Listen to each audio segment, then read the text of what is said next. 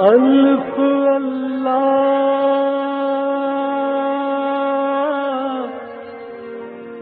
چمبے دی بوٹی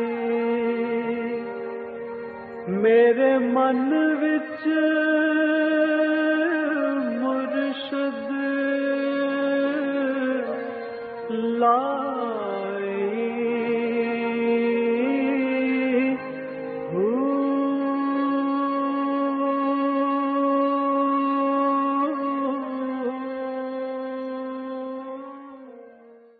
بسم اللہ الرحمن الرحیم. السلام علیکم. پریام المرشد اور میں ہوں منور عتیق. ناظرین محترم، آپ کے سوالات اور رہنمائی کے لیے ہمارے ساتھ موجود ہمارے بہت ہی محترم جناب حضرت امیر محمد اکرم اوان صاحب. آپ سلسلہ نقشبندیہ ویسیہ کے شیخ ہیں، مترجم قرآن ہیں، مفکر قرآن ہیں، شاعر ہیں، ادیب ہیں. بہت سے حوالے ہیں آپ کی زندگی کے، آپ کے تعارف کے.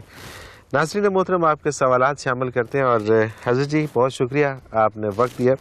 حضرت جی محمد الماس ہیں گکھڑ منڈی سے. ان کا سوال ہے کہ یہ جو انگوٹھی میں پتھر پہنے جاتے ہیں، یہ پتھر لوگ کہتے ہیں جب سے میں نے یہ فلاں پتھر پہنا ہے تو اس وقت سے میری جیب خالی نہیں ہوئی، پیسے میرے پاس رہتے ہیں. یہ جب سے پتھر پہنا ہے تو میرے صحتیاب ہو گیا ہوں. تو ان کی کوئی حقیقت ہے؟ ان کی بڑی خوبصورت حقیقت ہے اور سائنٹیفک ہے. اچھا. ایک بہت اچھا طریقے علاج بھی ہے اور آدمی کو یہ ہمیشہ کرنا بھی چاہیے کہ آپ کوئی ایسی بات سنیں جس سے خوشی ہو. ٹھیک ہے. کوئی ایسی چیز دیکھیں جس سے آپ کو خوشی ہو.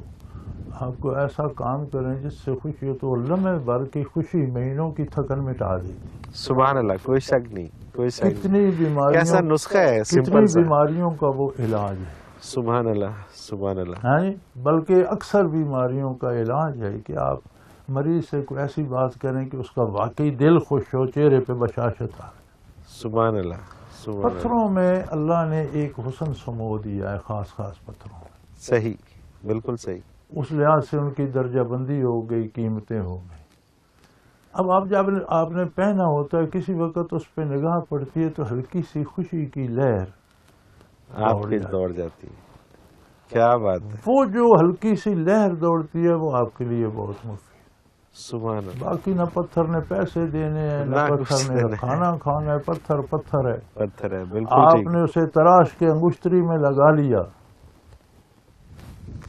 بالکل صحیح، بالکل صحیح. یہ میرے پاس ڈائمنڈ ہے اور مختلف، آپ دیکھیں میں مختلف پتھر پہنے. جی بالکل. بات صرف یہ ہوتی کہ مجھے وہ اچھے لگتے ہیں. کبھی ایسے نظر پڑ جائے تو ہلکی سی خفیف سی ایک لہر مسرت کیا، وہ صحت کے لیے بہت اچھی ہوتی ہے. بالکل صحیح. اور یہ آج جو راز آپ نے بتا دیا صحت کا، یہ بڑا راز ہے اور جس پہ اگر عمل کر لیا جائے. اکثر حضرت جی یہ جو لوگ اکثر تنہا پسند ہوتے ہیں، یہ جو کسی سے ملتے جلتے نہیں ہیں، کبھی ہنستے نہیں ہیں، تو وہ پھر ایک دن مر جاتے ہیں اچانک اسی کمرے میں ہی. نا پتہ چلتا ہے جی وہ تنہائی کا شکار ہو گیا تھا اور اس نے خودکشی کر لی. یا اس کی شاید وجہ یہی ہوتی ہے کہ وہ جو مسکراہٹ یا جس کی ضرورت ہوتی ہے، وجہ یہ ہے کہ وہ جس کی صحت کے لیے ضرورت ہے وہ اسے مل نہیں رہی ہوتی، تو وہ پھر اسی میں چلا جاتا ہے آگے. ابھی راستے میں میری بات ہو رہی تھی دوستوں سے، ہمارے ایک ساتھی ہیں غریب سے چترال میں رہتے ہیں کہ میاں بیوی میں لڑائی بہت ہوتی.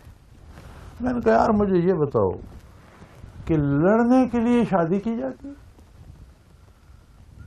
کہ میں اکیلا ہوں، ایک بندہ لے آؤں اور ہم لڑتے رہے. یہ تو ایک معاہدہ ہے، اللہ کے نام پر ہم مل کر زندگی کو خوبصورت بنائے. بالکل ٹھیک. تو لڑنا تو بالکل اس کے خلاف ہے. اگر لڑنا ہے تو شادی نہ کرو. کر بیٹھے ہو تو اب الگ ہو جاؤ اچھے طریقے سے، بغیر لڑے بڑے. بھائی نہیں، گزارا نہیں ہو سکتا، تم اپنا کرو میں اپنا کرو. اللہ اکبر. کہ نہیں؟ اور جیسا کہ ہم زندگی سے بھی وہی بیوی والا سلوک کرتے ہیں نا کہ ہر وقت اسے گالیاں دیتے رہتے ہیں، یار اس سے تو موت اچھی تھی، یہ میرے گلے پڑ گئی. کہ نہیں؟ وہ جو ہے بدقماش بیوی والا سلوک ہم اپنی زندگی سے کرتے ہیں. اللہ اکبر. کبھی راضی نہیں رہتے، کبھی خوش نہیں ہوتے، کبھی. اور عجیب بات ہے، ہم کام کرتے ہیں دعانے کا، امید رکھتے ہیں 10 روپے کی. بالکل ایسے ہی ہوتا ہے. تو خدا کے بندے اپنا کام، اپنی کارکردگی دیکھ، اتنا کار مطالبہ اس کا اپنی سوچ بھی اس حد تک رکھ، اپنی توقعات اس حد تک رکھ. اسی طرح ہمیں 1000 روپے آمدن ہو، ہم 1500 خرچ کرتے ہیں. یار خدا کے بندے 800 تک خرچ لے.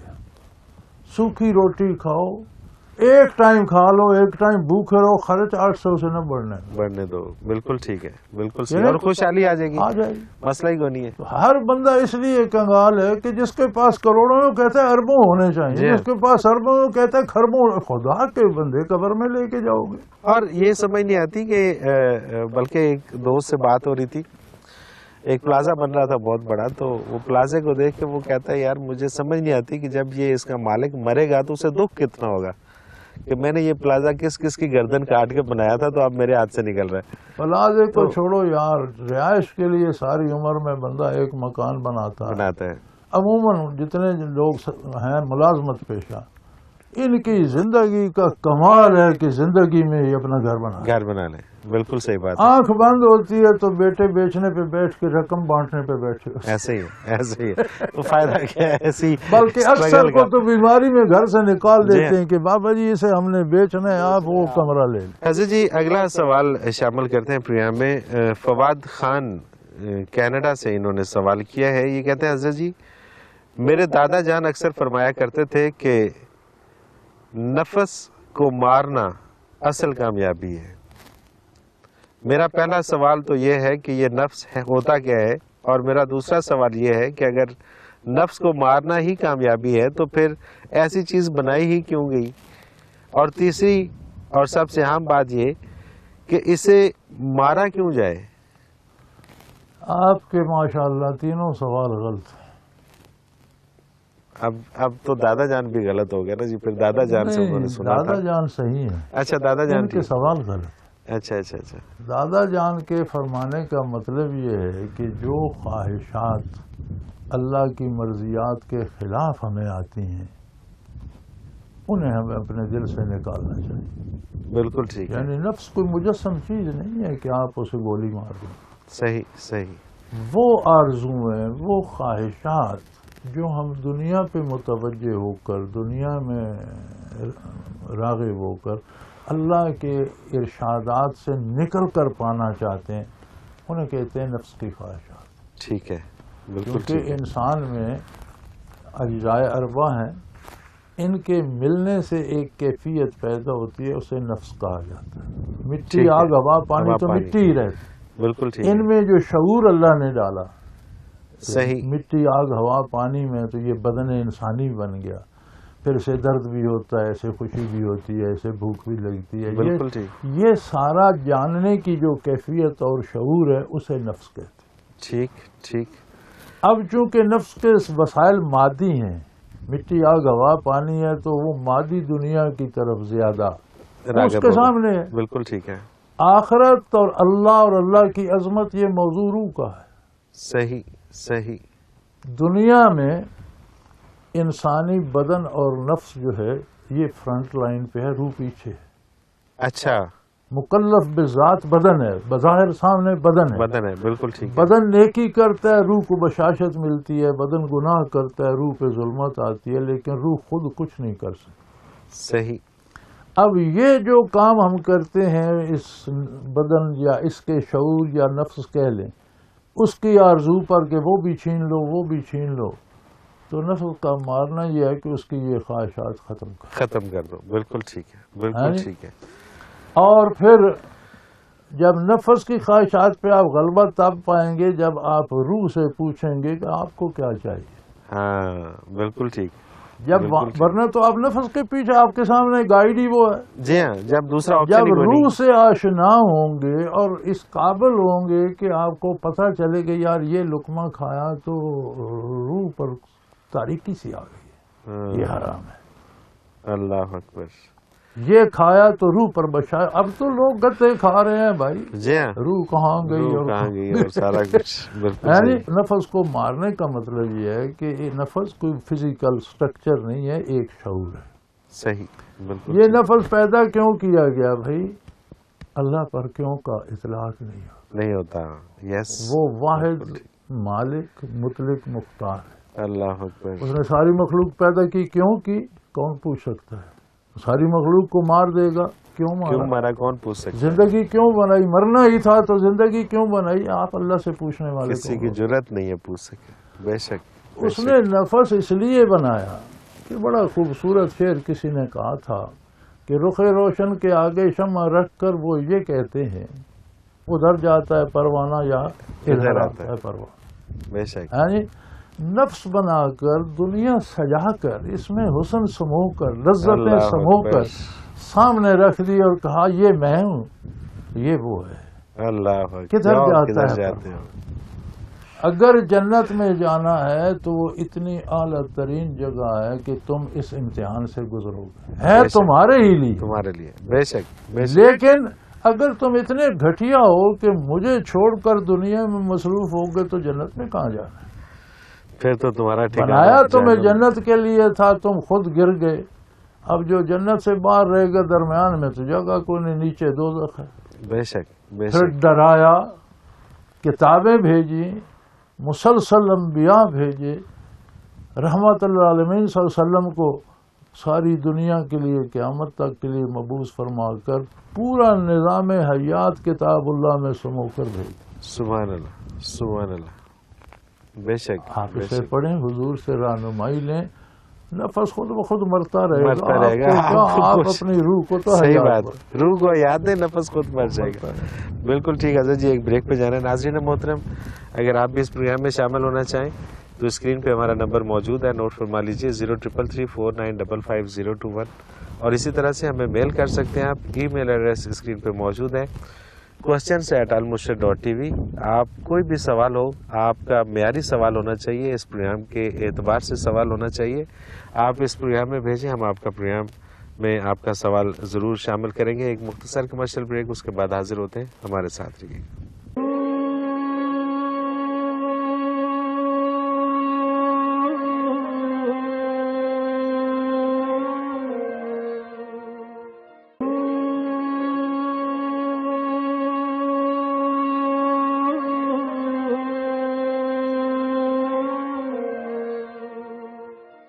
پروگرام میں ایک بار پھر خوش آمدید. ناظرین محترم، آپ کے سوالات اور رہنمائی کے لیے ہمارے ساتھ موجود ہمارے بہت ہی محترم جناب حضرت امیر محمد اکرم اوان صاحب. حضرت جی، اگلا سوال ڈاکٹر عائشہ ستوت پنجاب یونیورسٹی لاہور سے.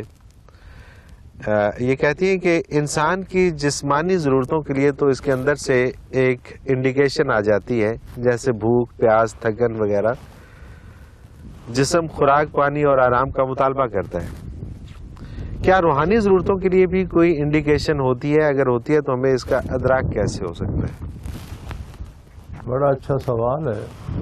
پڑھے لکھے لوگوں کی باتیں اچھی ہوتی ہیں، سمجھدار لوگ ہوتے ہیں. جی بالکل. PhD ڈاکٹر ہیں اور میرا خیال یہ ہے بھی فلسفے اس میں نفسیات میں. بالکل بڑا اچھا. کیوں ارج ہوتی ہے بدن سے؟ جی اس لیے کہ بدن زندہ ہے. ٹھیک ہے. مردے کو ہوتی ہے؟ نہیں، بالکل نہیں. بدن زندہ. اگر روح بھی زندہ ہو تو ارج ہوتی ہے. صحیح، بالکل صحیح. اگر ارج نہیں ہوتی تو اس کا مطلب ہے اگر روح مری نہیں تو بے ہوش ضرور ہوئی ہے. بالکل صحیح. بے ہوش آدمی کو بھی ارج نہیں ہے. بالکل صحیح. ایمان لانا روح کی حیات ہے. پریکٹیکل لائف میں اتباع رسالت روح کی تقویت ہے. جتنی آپ نیکی کرتے ہیں اتنی وہ زندہ ہوتی ہے. صحیح. اتنی وہ صحت مند ہوتی ہے، اتنی وہ بیدار ہوتی ہے. تو جب وہ جاگ رہی ہوتی ہے تو اس کی ارج بھی آتی ہے. بالکل صحیح. قدم قدم پہ روکتی ہے کہ یہ نہ کرو میں مر جاؤں گی. ہاں، یہ کرو، یہ مجھے تمہارے بدن کو بھی مفید ہے، میری ذات کے لیے بھی مفید. سبحان اللہ سبحان تو اللہ. ارج روح سے بھی ہوتی ہے. شرط یہ ہے کہ پہلے زندہ ہو اور پھر ہوش میں بھی ہو. ہوش میں بھی ہو. پھر مطالبہ نکلتا ہے کہ مجھے اس چیز کی ضرورت ہے. صحیح صحیح صحیح. مسز کشور حمید راول پنڈی سے، قرآن پاک میں ہے کہ اللہ تعالیٰ کا ذکر کثرت سے کرو. ہمارے ہاں میرے بیٹے کا ایک دوست آتا ہے، اس کا کہنا ہے کہ کثرت سے مراد ہے سب کاموں سے زیادہ ذکر کیا جائے. میں اس تشریح سے کنفیوز ہو گئی ہوں کہ اگر ہر کام سے زیادہ ذکر کرنا ہے تو پھر پریکٹیکل لائف کو ٹائم کہاں سے ملے گا، اور پھر یہ ممکن بھی کیسے ہے؟ اللہ کریم نے قرآن حکیم میں بتایا وَاذْكُرْ رَبَّكَ فِي نَفْسِكَ، اپنے دل میں اللہ کو یاد، اللہ کو بسا لو۔ صحیح۔ جتنے کام ہم زندگی میں کرتے ہیں سب سے زیادہ کام دل کی دھڑکنیں بے شک ماں کے پیٹ سے شروع ہوتی ہیں اور لبے گور جا کر ختم ہوتی ہے۔ جو سو رہے ہیں، اس کے آگے پیچھے زندگی ہے، سو رہے ہیں، جاگ رہے ہیں، بے ہوش ہیں، ہوش میں ہیں، بے شک کمزور ہیں، طاقتور ہیں، وہ دھڑک رہا ہے۔ تو اس کا تو جواب اللہ نے بتا دیا، وَاذْكُرْ رَبَّكَ فِي نَفْسِكَ، اپنے پروردگار کا ذکر اپنے دل میں اتار لو، ہر دھڑکن میں اللہ ہوتی رہے۔ جب دل میں ذکر اترتا ہے تو جہاں جہاں رگے جاؤں میں خون جاتا ہے وہاں وہاں ذکر شروع ہو جاتا ہے۔ سبحان اللہ۔ ہر باڈی سیل ذاکر ہو جاتا ہے۔ 10 کھرب باڈی سیل ہیں، اللہ اکبر۔ ایک دفعہ دل دھڑکتا ہے تو 10 کھرب دفعہ وجود سے اللہ نکلتا ہے۔ یہ ہے ذکر کثیر۔ اور کون سا پریکٹیکل لائف کو اس نے روک دیا ہے؟ کسی کو بھی نہیں۔ اور اتنی کثرت میرا خیال ہے کہ ہم سوچ بھی نہیں سکتے کہ کوئی اور کام اتنا کثرت سے ہو سکتا ہے۔ مجھے 55-56 سال ہو گئے ہیں۔ صحیح۔ اللہ کا احسان ہے، میری زندگی کہاں رک گئی ہے؟ میں تو لوگوں سے زیادہ مزے سے جیتا۔ بے شک، کوئی شک کوئی شک۔ میں نہیں سمجھتا کہ اس عہد میں کوئی آدمی میری طرح خوش رہتا ہو۔ بالکل روتے سوتے روتے جی ہاں جی ہاں، بالکل صحیح بالکل صحیح۔ ہمیں تو کبھی الحمدللہ کوئی نہ فکر ہے نہ فاقہ، نہ ہر وقت خوش۔ سبحان اللہ، اللہ کا سبحان احسان۔ اللہ، اللہ اکبر۔ تو دل اگر ذاکر ہو جائے تو پھر باقی یہی مطالبہ ہے، وَاذْكُرْ رَبَّكَ فِي نَفْسِكَ، اپنے دل کے نیا خانے میں اللہ کو بسا لو۔ تو اس سے پریکٹیکل لائف نہیں رکتی، آپ کے کام سارے ہوتے ہیں، بس اللہ کا ذکر پریکٹیکل دل لائف سے اس سے صاف ستھری اور سیدھی ہو جاتی ہے، اور زیادہ اس میں غلطیوں برکت۔ پر نقصان ہوتا ہے، دکھ ہوتا ہے کہ یہ نہیں ہونا چاہیے، اللہ اکبر۔ آدمی بچنے کی کوشش کرتا ہے۔ صحیح، بالکل صحیح۔ یہ نہیں کہ انسان فرشتہ بن جاتا ہے، غلطی کا امکان ہے، لیکن وہ سب سے زیادہ بچنے کی کوشش کرتا ہے، صحیح، بالکل صحیح، بالکل صحیح، رجوع اللہ کرتا ہے، اس کی معافی چاہتا ہے۔ بالکل صحیح۔ حضرت جی اگلا سوال مسز خان اسلام آباد سے، ان کا سوال ہے کہ آپ کے پروگرام میں نے پہلی مرتبہ خلوص پہ بحث سنی کہ عبادات میں اس کا ہونا ضروری ہے، ورنہ ہم تو اسے عموماً یوں استعمال کرتے رہے ہیں کہ فلاں بہت خلوص سے ملتا ہے وغیرہ۔ میرا حضرت جی سے سوال ہے کہ کیا ذہانت اور عقل کی طرح خلوص کا لیول بھی پیدائشی ہوتا ہے، اور کیا جس طرح ذہانت بڑھانے کی ایکسرسائز ہوتی ہیں اسی طرح سے خلوص بڑھانے کی بھی کوئی ایکسرسائز ہوتی ہے؟ ذہانت بڑھانے کی ایکسرسائزیں جو ہیں وہ صرف ایک ایکسرسائز ہے، حصول علم۔ ٹھیک ہے، باقی سب ہیرا پھیری۔ صحیح، ذہن جلا پاتا ہے علم سے۔ ٹھیک ہے، وہ آپ جس شعبے میں چلے جائیں، جی ہاں، کوئی بھی شعبہ اپنا لیں، ٹھیک ہے۔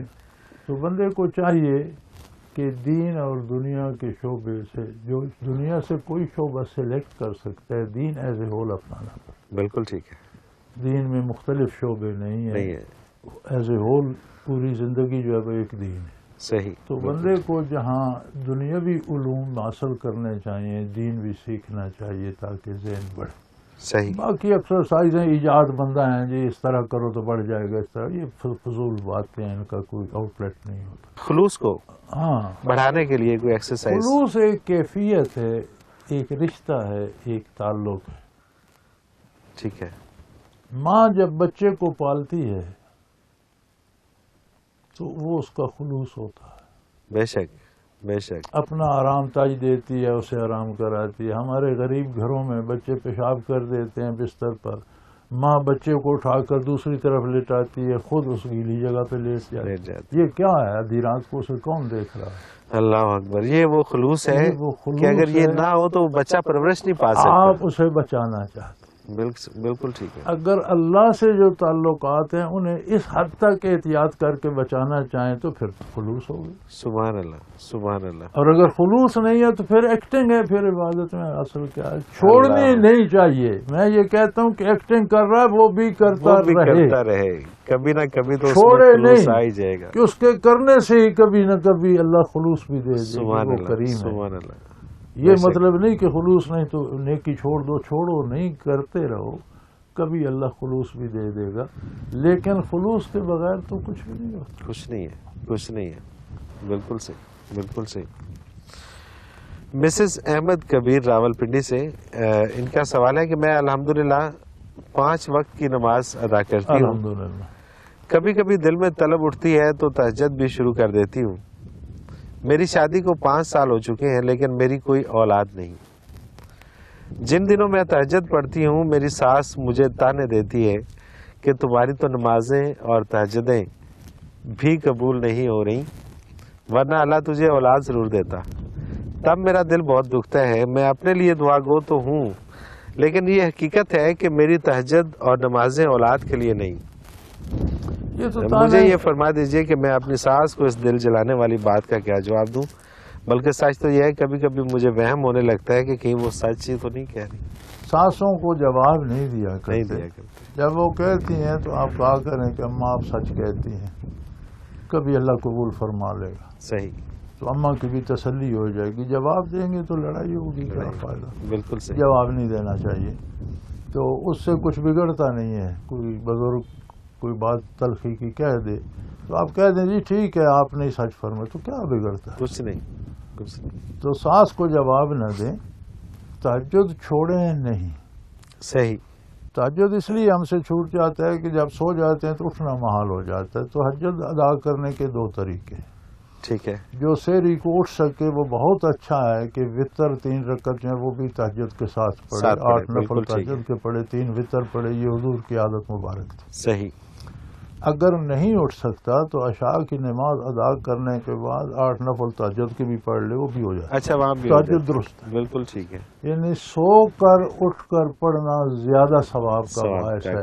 بالکل ٹھیک. لیکن جہاں تک تہجد پڑھنے کا تعلق ہے، جسے اندیشہ ہو کہ سو گئے تہجد چھوٹ ہی جائے گی، وہ پڑھ کر سوئے. صحیح. سونے سے پہلے پڑھ لے. عشاء کے بعد بے شک پڑھ لے. صحیح. تو وہ بھی ادا ہو جاتی ہے. تو بیٹا آپ تہجد بھی پڑھا کر. ٹھیک ہے. اور اولاد اپنے وقت پر آتی ہے. جس کو اللہ نے جتنی دینی ہے جب دینی ہے تب دے گا، وہ نیک ہو یا گناہگار. صحیح. یہ کافر کون سے تہجد پڑھتے ہیں؟ ہاں ان کی اولادیں ہوتی ہیں. اللہ کو مانتے ہی نہیں. بالکل ٹھیک ہے. ایک ایک نفس جو دنیا میں آنا ہے وہ بھی گنا ہوا. اللہ اکبر. جب اس نے جانا ہے وہ بھی ٹائم مقرر. وہ بھی ٹائم مقرر ہے. اپنے وقت پہ ہر کوئی آئے گا. میں نے ایسے لوگ بھی دیکھے ہیں جن کی شادی کے 20 سال بعد اولادیں ہیں. جی ہاں بالکل. ایسے بھی لوگ دیکھے. ہوتا ہے. بالکل ہوتا ہے. تو کوئی حرج نہیں، اللہ دینے والا ہے. صحیح. بالکل صحیح. علاج کرنا سنت ہے. آپ کی مسنون علاج، جائز علاج جو ہے اولاد کے لیے وہ کریں. بالکل ٹھیک. حضرت جی ایک بریک پہ جانا ہے اور اس کے بعد پھر سوالات اور بھی ہیں. ناظرین محترم اگر آپ بھی اس پروگرام میں شامل ہونا چاہیں تو اسکرین پہ ہمارا نمبر موجود ہے، نوٹ فرما لیجیے 033349555021. اور اگر ہمیں میل کرنا چاہیں تو ای میل ایڈریس اسکرین پہ موجود ہے questions@almurshid.tv. آپ اپنے سوال ہمیں بھیجیے، ہم آپ کے سوال اس پروگرام میں شامل کریں گے اور حضرت جی سے رہنمائی لیں گے. ایک مختصر کمرشل بریک، اس کے بعد حاضر ہوتے ہیں. ہمارے ساتھ رہیے.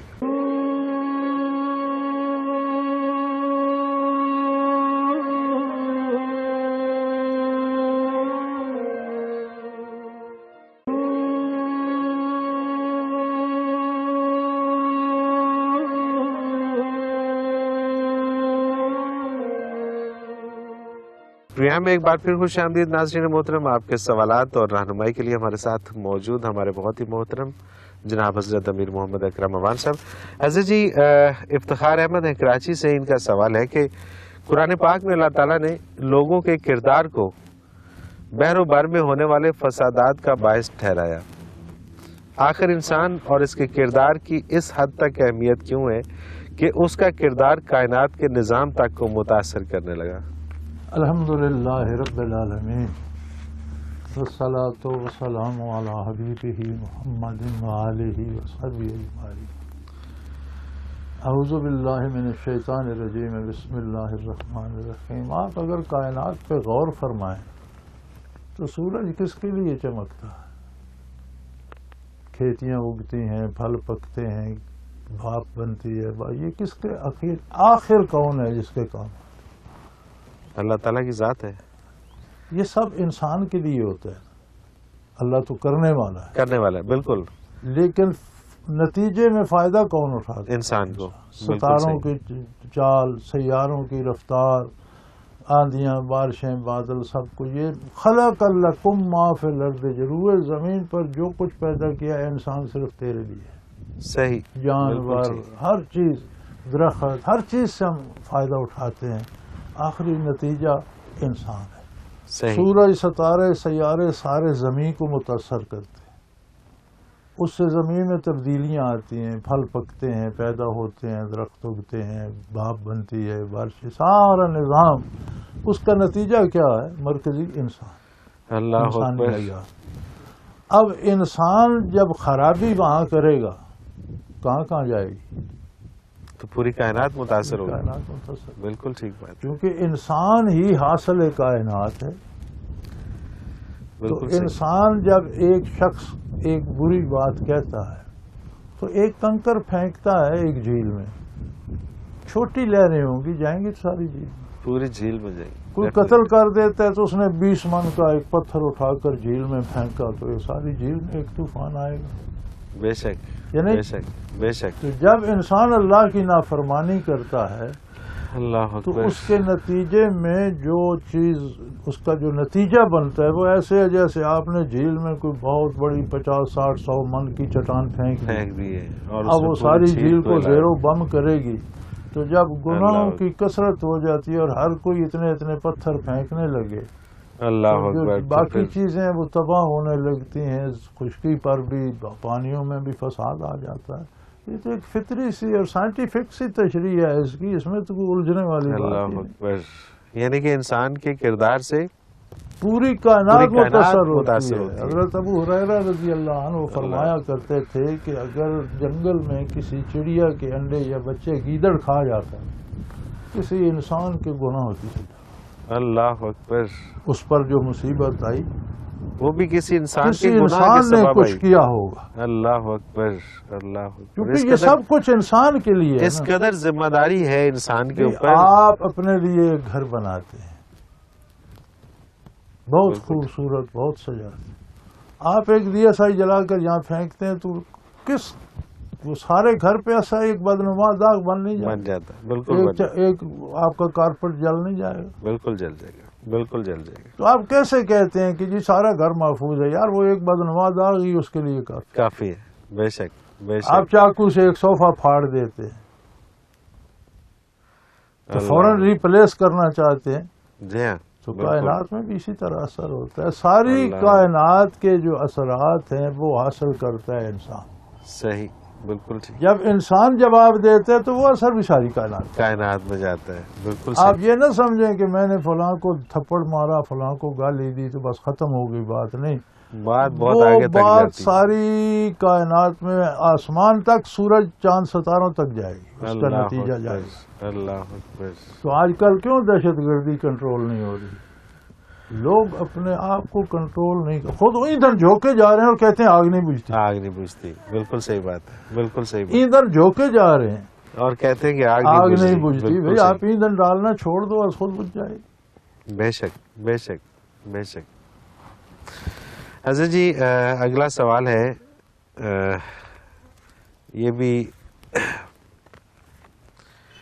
شہنیلا اسد ہیں کھاریاں سے. یہ کہتے ہیں کہ اللہ تعالیٰ نے قرآن پاک میں فرمایا ہے کہ جس دن نہ مال ہی کوئی فائدہ دے گا اور نہ بیٹے، ہاں مگر جو شخص اللہ کے پاس پاک دل لے کر آیا. حضرت جی یہاں پر پاک دل سے کیا مراد ہے، اور یہ کہ کیا دل بھی ناپاک ہوتے ہیں؟ پھر اسے پاک کرنے کا کیا اللہ من اتی اللہ بقلب سلیم. قرآن کے الفاظ یہ ہیں، ان کا ترجمہ صحیح نہیں ہے. اچھا. پاک مفہوم تو ہو سکتا ہے، پاک معنی نہیں ہے. قلب سلیم، سلیم وہ چیز ہوتی ہے جو مکمل سالم ہو، جس کا کوئی کونا خدرہ کہیں کوئی لکیر نہ ہو. صحیح. صحیح.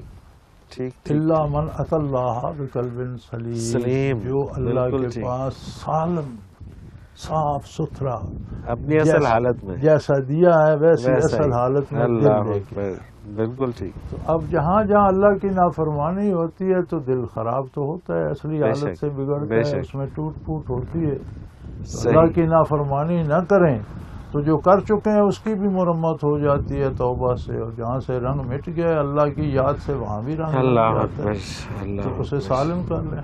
بالکل ٹھیک، بالکل ٹھیک، تو سالم دل لے کر چلیں، بالکل صحیح۔ اگلا سوال یہ کہتے ہیں، انہوں نے اپنا نام نہیں لکھا، اور ان کا سوال ہے، حضرت جی معذرت خواہ ہوں کہ میں اپنا نام دانستہ نہیں لکھ رہی، میں یونیورسٹی میں استاد کے فرائض انجام دے رہی ہوں، اور جو شخص آج کی کسی یونیورسٹی سے وابستہ نہیں وہ سوچ بھی نہیں سکتا کہ طلباء و طالبات کن حالات کو پہنچ چکے ہیں۔ سب سے تکلیف دہ بات یہ کہ کسی گناہ کبیرہ میں ملوث ہونے کے بعد جب ڈپریشن میں جاتے ہیں تو احساس گناہ ہرگز نہیں ہوتا، ڈپریشن کی وجہ محض یہ ہوتی ہے کہ فلاں نے مجھے چیٹ کیا، فلاں نے میرا اعتماد توڑا۔ براہ کرم یہ فرما دیجئے کہ انہیں گناہوں سے نکال کر ثواب کا کانسیپٹ کیسے دیا جائے، انہیں دین حق کی طرف کیسے لایا جائے۔ اللہ اللہ اللہ، استغفر اللہ ربی من کل ذنب واتوب الیہ۔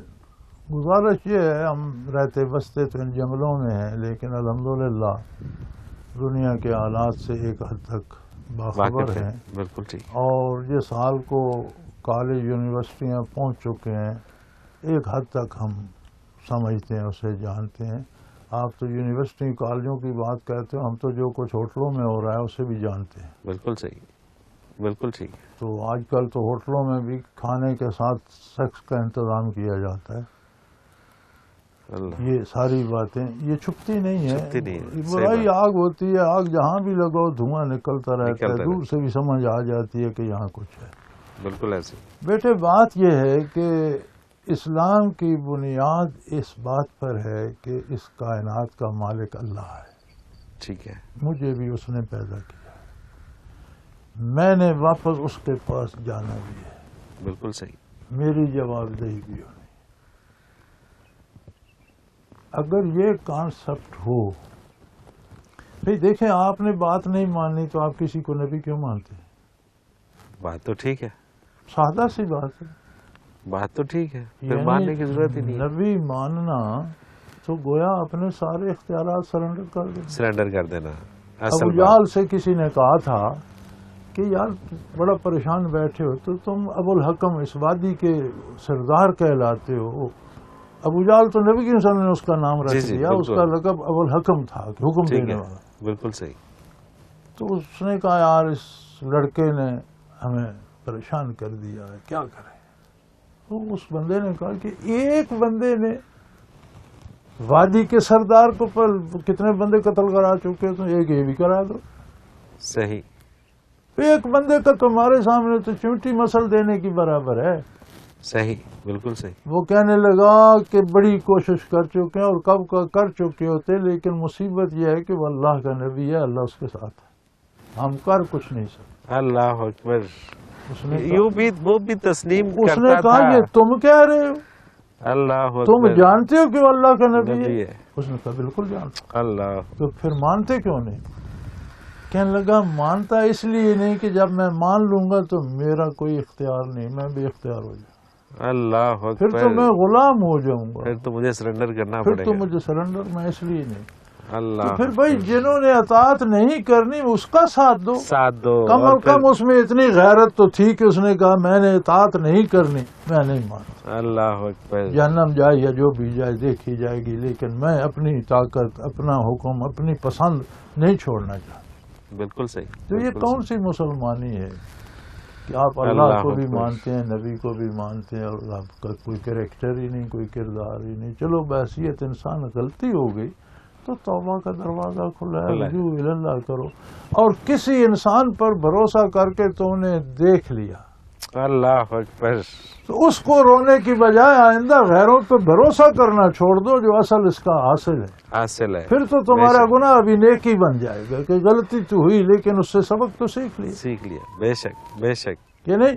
پلٹ کے دیکھو تو صحیح۔ ہاں، پلٹ کے دیکھو۔ اللہ اکبر، اور یہ لوگ ہوتے اللہ دھوکہ دینے کے لیے، بھائی غلط کام کوئی بھلائی کے لیے کرتا، سوال ہی پیدا، جو کام ہی غلط ہے تو اس کام میں ہی دھوکہ کیا غلط ہوا ہے، ہے؟ وہ تو تم ہے ہی اس سے دھوکہ۔ اچھے نتیجے کی امید لیے پھرتی ہو۔